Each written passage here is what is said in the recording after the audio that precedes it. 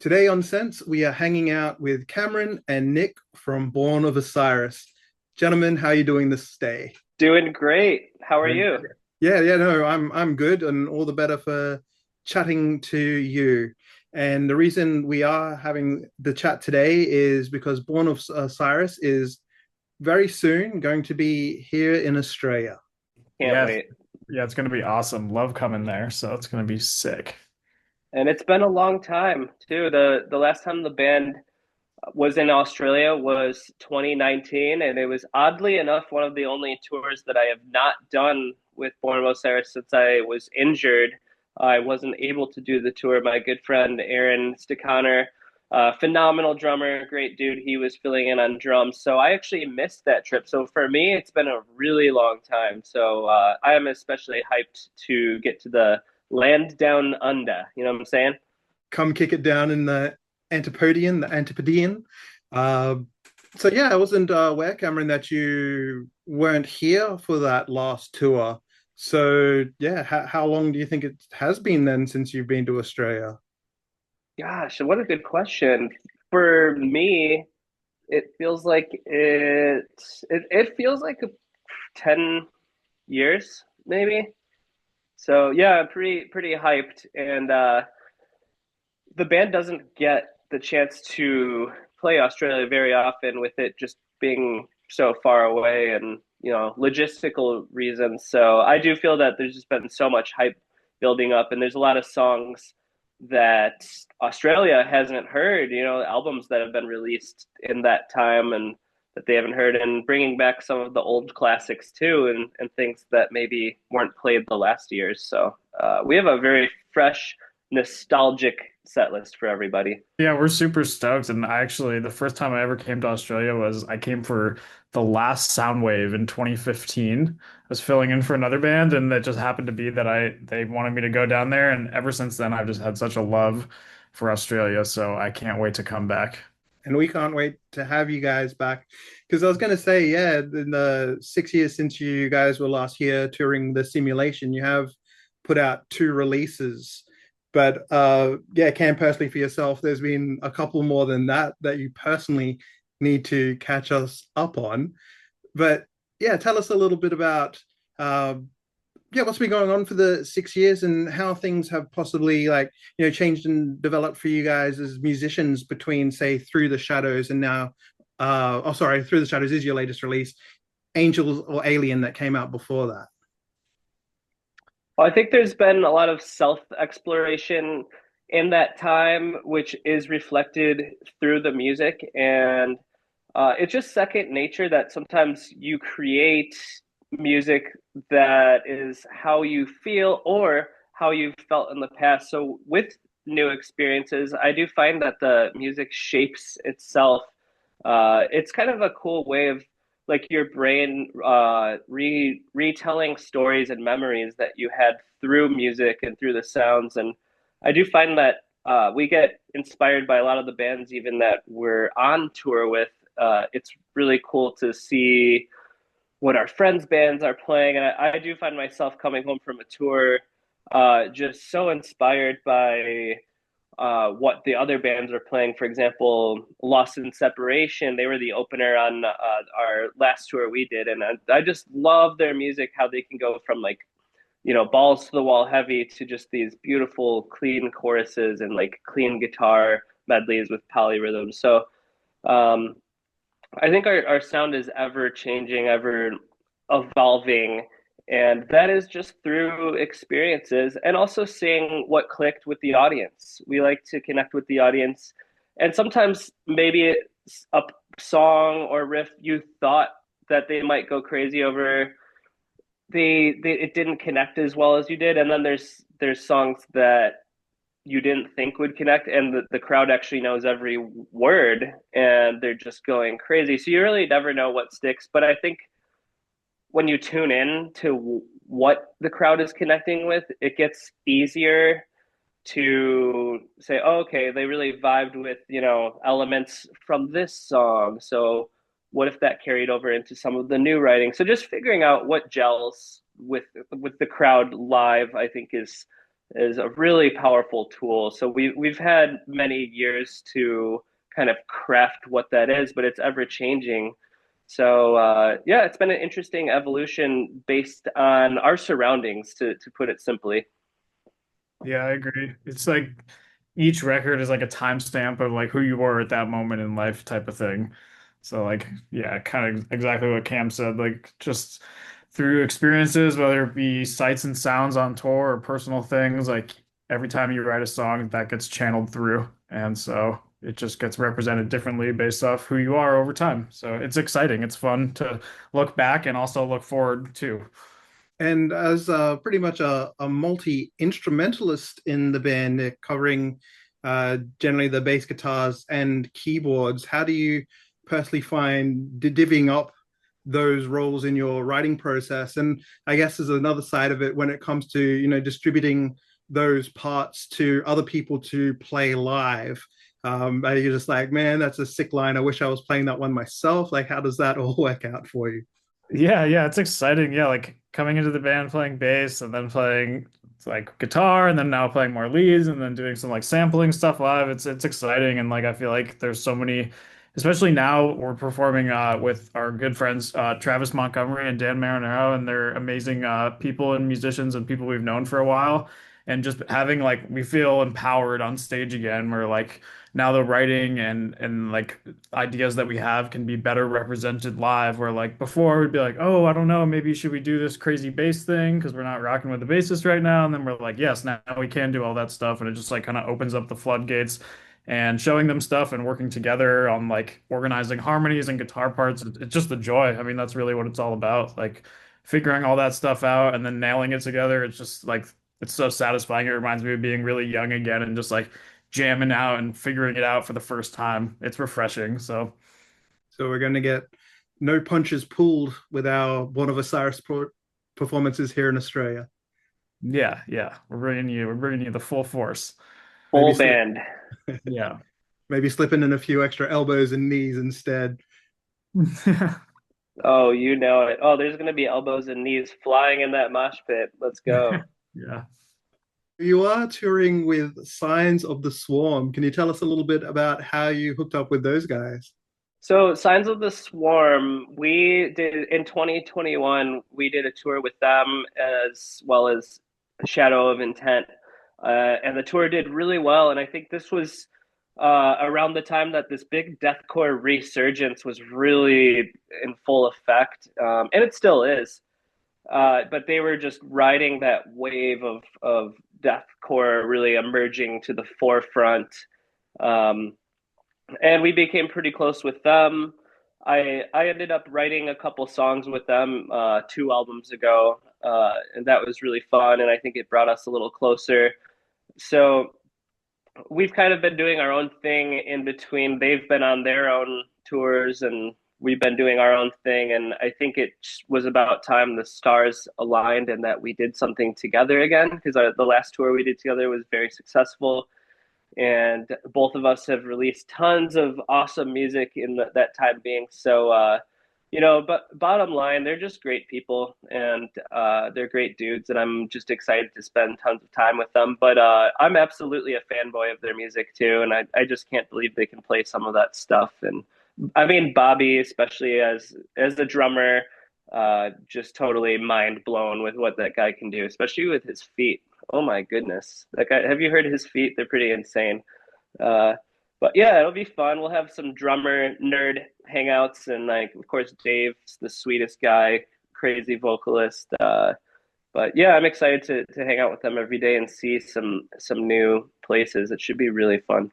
In regards to the drumming, yeah, I don't so much think it's have you heard it as have you been pummeled into mush by it? I know, yeah. And you see it live, and it's just like that. I was the first time actually seeing Signs of the Swarm, my jaw hit the floor. I was just like, "What?" Yeah. Yeah, they're sick. Well, I think that'll be a pretty sick pairing for the two of you to be performing together. And yeah, just hopefully you've got some audience that is still able to, stand by the time you guys hit the stage. And it's not just a pile of broken bones and viscera laid out before you. I think there'll be some ambulances getting called at some point. You never know. Uh, Speaking of friends of the band that you've done touring and other things with, I understand you guys have a bit of a long-lasting relationship with Periphery. Yeah, yeah. They brought us out on a tour many moons ago. It was a while ago now, but it was really fun. And I've always looked up to Misha and to Matt, to Mark, and then later down the road, Nolly as well. And especially from like a producing, mixing engineer standpoint too. I mean, I think Nolly's productions are just a benchmark now in quality and innovation with sound. But yeah, we've stayed in touch with those guys, and Matt Halpern's really cool guy too. He always has new business ventures, which I think is really inspiring, and he always makes sure to invite me or include me on the launches and things like that. So I'm always happy to help and see what new adventure he has. I remember he had Band Happy, which was music lessons online, which was really nobody was doing anything like that actually at the time. People were doing it on their own through Skype and this and that, but there wasn't actually a platform for that. So I think he was a bit of a trailblazer, stuff like that. For example, Get Good Drums is, although I don't have anything to do with that program, I will definitely sing its praises because I think they are just, I think they've wiped the floor with most other drum software, but I will call out Boosted Audio, Nick Sampson. That's another one that can definitely hang. Anything by Tune Track as far as drum programming, but all of those drum programs are really cool. But Misha is one of my favorite musicians all around and songwriter. He's just absolutely brilliant. And it was specifically sort of that the band Happy angle that I was going at there. I know it's going to be, as always, a whirlwind tour for bands touring Australia. But yeah, have you thought about any possibility of doing any, say, clinics or anything while you're here? Gosh, that would be so cool. I have never done a clinic, so for me, it almost feels like I should start closer to home or do something a state over like at Sweetwater in Indiana, see how that goes. I guess I just don't have any material prepared. I don't know. What about you, Nick? Have you ever considered a clinic? I would love to do more stuff like that. Yeah, I feel the same though. Like I would want to kind of get my hands dirty. There's a couple times where I wanted to do it at NAMM, but it didn't work out. But yeah, I would just have to prepare like a little mobile rig and like have a couple pieces ready and like have a plan set up. But sounds really fun. I feel like that's like a big thing over in Asia and Australia too. I see a lot of people go over there and do that kind of thing. So maybe we I could would like I would imagine being way more nervous for that because when you're a band, it's like, okay, there's five of us on stage. So they're paying attention to five people. But if it's just you, it's like, it's only me. I know, Like, yeah, all eyes on you and you're just like exposed, but it's I'm yeah. not opposed to it. It does sound cool. Like I could play boo songs for a clinic. I'm admittedly not the best drum teacher. I used to teach drum lessons and I don't know. I think I kind of hit a wall there. I just want to be honest with people it's hard to tell people that you're just going to have to practice this for years and it's hard for people to hear that sometimes and that's just the reality. Yeah, I agree. I taught for a little bit too, and it's just like, yeah, I don't know. It comes from within, and that's really all there is to it at the end of the day. And if they're not able to follow a metronome, I hate to break it to you, but you can't follow a metronome now, you never will.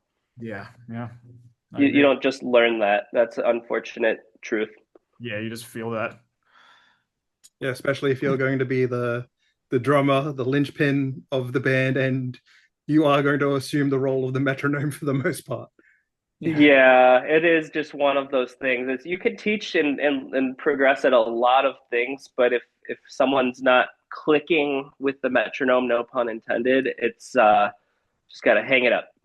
Another friend that you guys have, and possibly from also running in the same periphery circle, and one that I was quite surprised to see that you had performed with when I was researching you guys for hopefully some questions that you don't get asked all the time, was that you once had Tosin Abasi as a touring guitarist. Yeah, we did. So that was around 2009, and that was during the A Higher Place album cycle, which was released that year. And yeah, we became really close with him super fast. I think we just all kind of vibed over similar music and progressive stuff. And he was in the band Reflux before that, and so he had done a couple tours with us, filling in until we kind of found our bearings.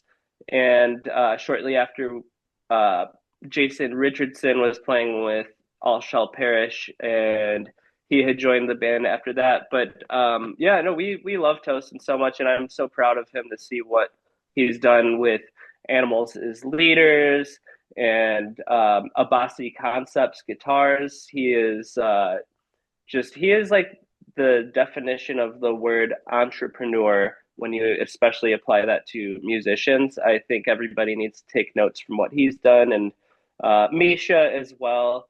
You know, they definitely earned it, and I think they made all the right moves, and they should be studied. You know, people should pay attention, musicians, to what they did, because sometimes it's not just about the music; it's about everything in between that gets ignored. And I think they checked all the right boxes there and did some really good moves. So yeah, I haven't seen Tosin in a long time, but always listening to his music. And we actually listened to at Sweetwater. We were in Fort Wayne, Indiana, on tour recently, and they had the Nick. Is it called the Dolby Atmos like 3D sound? What is that called? Spatial Yeah, I audio think they goes were. by a few names. Oh, sorry, Nick. Yeah, yeah. He had like we just so happened to walk into a studio and he was like, I just finished mixing the latest Animals as Leaders album on Dolby Atmos. Do you want to sit here and listen to it? So we all just soaked that in, and I've never heard music like that before, especially, they have all these crazy atmospheres and crazy stuff, and it's like swirling around your head. It was so sick. So definitely a fun experience to hear that like in that style of mix. And yeah, it's really cool to see that they're at the forefront of instrumental progressive music, which it's a very like nerdy subgenre in itself, but the fact that they can pull that many people for their concerts, and people have fun at their shows too. I mean, there's mosh pits and everything, and even sometimes the music hardly calls for it, but I think people are just so excited. And I actually think that Born of Osiris and Animals as Leaders tour would work out really well. I think we should tour together sometime in the future, and maybe grab intervals as well in Periphery. Imagine that. That'd be awesome. Yeah. Yeah, that's just internally kicking my ass right now, just thinking of that lineup. Well, I was going to say, and I guess I am going to say, we missed out in Animals as leaders this year. They had to cancel their tour due to mishap, so we didn't get to see Tosin. So I was also going to ask whether you might give him a call up and see if he wants to come along for the ride on this one with you as well. Or Nick, you just like, I ain't fucking with that. I mean, it would be an honor. He's unbelievable at what he does. So, And I hope that Matt Gartzka heals up swiftly. I saw that he got injured. Um, but when you squat as much as the weight of an elephant, that's what happens. yeah, He's a beast. But yeah, Matt, if you're hearing this, heal up swiftly. I know you'll come back stronger. yeah, for sure. We are very keen and excited to have you guys coming back to Australia. We'll see you again. Was it March next year? Yeah. Yeah, so it's March 18th is Adelaide, the 19th on Wednesday is Melbourne, 20th Thursday Brisbane, 22nd Friday is Sydney. Awesome. And yeah, I'll definitely be at the Brisbane show, joining that pile of broken bones and viscera, and hopefully have enough in the tank to still enjoy you guys as well. Amazing. Well, that's sweet. Make sure to message us, and you can message me on Instagram, say hi. I'd love to come out and hang out for a little bit. Oh, that's really awesome. Really appreciate that offer, Cameron. Uh, just before we go, though, I just have one final question. Sure. Can I have your permission to put some dumb shit on your green screen? Yeah, you know what? You can do it anytime, but it's going to take me a little bit of typing and computing. But no, you already know I put the dumbest shit imaginable back here.